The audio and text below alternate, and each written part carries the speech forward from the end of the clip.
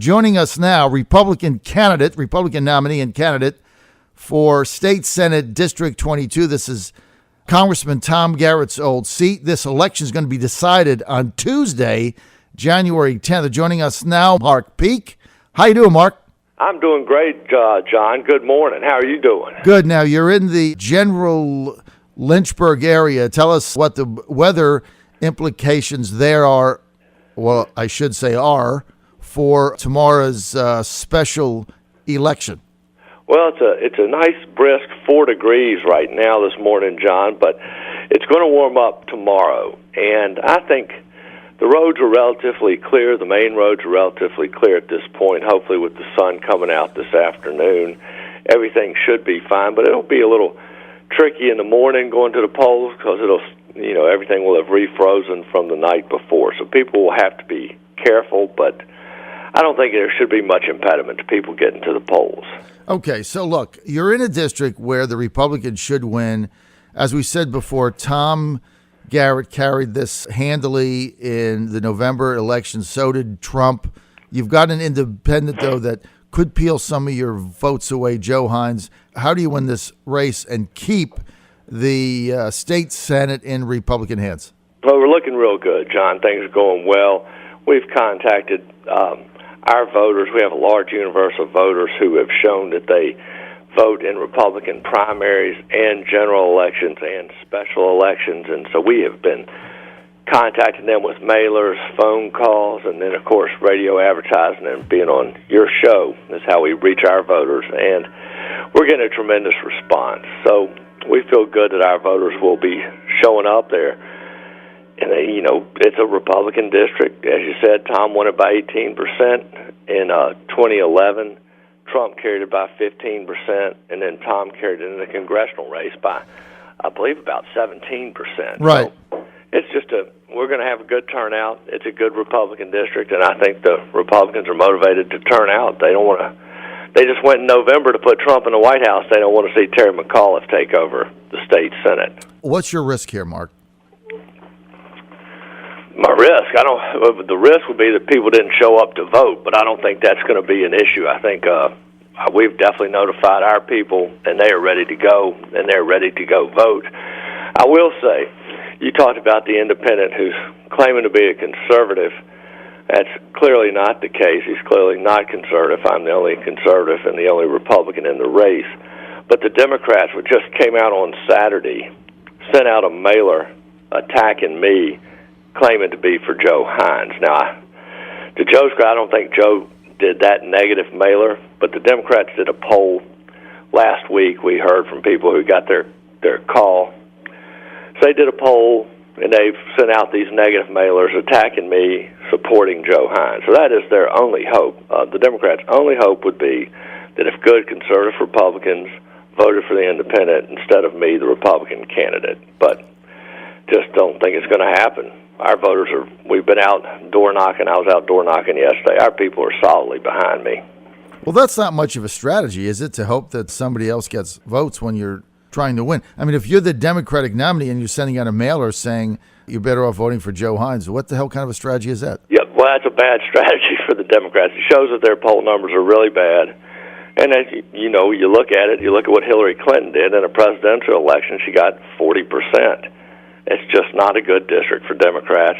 Their guy's only been running for a month, has no name recognition. They've had no opportunity to get out and talk to anybody or do anything. You just can't do anything. 4 of those weeks, one was Christmas, one was New Year. So their only hope is to try and split up the vote, which isn't going to happen. All right, so let's say you have to get your people out to win. There's been some bad weather. Define for us, what is Mark Peake's voter base right now? Who are they? Oh, solid Republicans. And there are experts that do all this stuff, John. They have the databases. They go back for 10, 12 years. They'll go back and look at who votes in presidential election, who votes in the state U.S. Senate off-year elections, who votes in the state Senate, and they're always off-year. And then they look at who votes in Board of Supervisors or city council races. And then you look at who has voted in Republican primary. And so they have identified that group. We're mailing to over 35,000 people. They expected less than 20,000 to vote. So we've been identifying a very large group of people, much more than we would need to win. And these people vote. I mean, they vote in the last 4 elections. So that's how you do it. You identify those people. The problem for the Democrats is they don't have nearly as many of those people who actually go vote. They're down, a 15-point deficit if you look at the presidential race. And then the Democrats drop off much more sharply from presidential elections to down ballot or off-year races. So that's how we've put our strategy together. Our experts have done it, and that's how we've tailored our campaign. Plus, we've spent a lot of money on mailers. We've mailed out much more than anybody else, and radio advertising and phone calling, and we've had just a tremendous amount of people out door knocking. So we've done more than either of the other candidates, and we will continue to do that today. So let me just ask you this, Mark. You're a first-time candidate. What's the biggest shocker that you've had in this race? I'm second time, John, because I ran in 2011 for the primary, for the Republican primary, and Tom won that. So back then, I really had no idea what I was doing. Had never run for office before. Was my first time. So I've got a little experience this time, so I have not been shocked this time. I'll just say, we got in, worked very hard to win the Republican primary, so I've been running for a very long time. I would say the biggest shocker to me is that the Democrats did not get going until a month before the election. Doesn't make any sense to me other than the fact that they realized they had very little chance of winning this, that it's a strongly Republican district. But if you thought you had any chance of being competitive in a state Senate race where the balance of power for the state Senate was, in the balance, that you wouldn't prepare and get out there and do things that you have to do to run a campaign. I got to tell you, that's the biggest shock to me, was that somebody got in with a month to go. Well, look, we'll see how it plays out. The thing is, Mark Peake, in reality, you never know about how these specials are going to turn out because it's all about who shows up. It's January 10th. There's a storm. But it sounds to me, Mark Peake, you guys have worked it hard. If you get your people out, you ought to be able to win this race.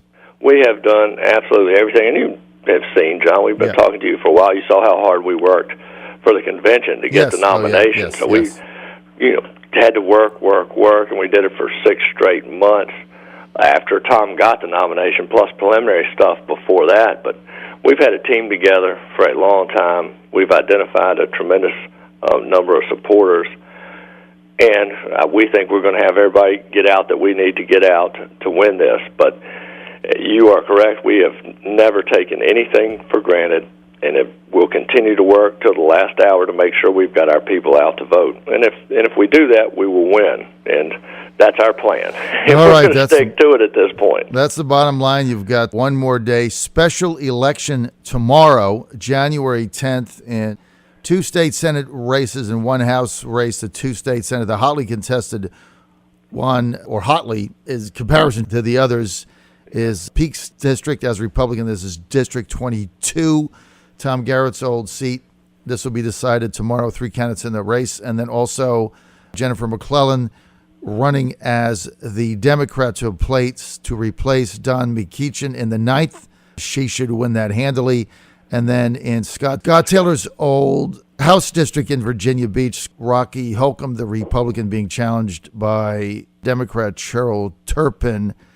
Turpin's raised a lot of money, but Holcomb should win that handily. Yeah, Thanks. That looks good for Rocky, so hopefully he will pull that off as well. But I thank you, John, for all the attention you have brought to our race in the 22nd and to the others, because it is, as you know, these special elections don't get much coverage. So I appreciate what you've done to make sure people know about it and that people understand the issues and that people will be out there to vote. So it's been a pleasure to be on your show, and if we pull it off tomorrow, or after we pull it off tomorrow, I look forward to talking to you about what's going on. Okay, should be a lot of fun. Want to thank Republican candidate, District 22, Mark Peake, for being with us.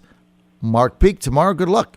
Thank you very much, John. We'll talk to you soon. You get your people out, you'll win. This is the John. We're going to pester the people all day long. You get and them out. into the memoir. See you, John. You get them out, you win. This is the John Fredericks Radio Network, Trucking the Truth.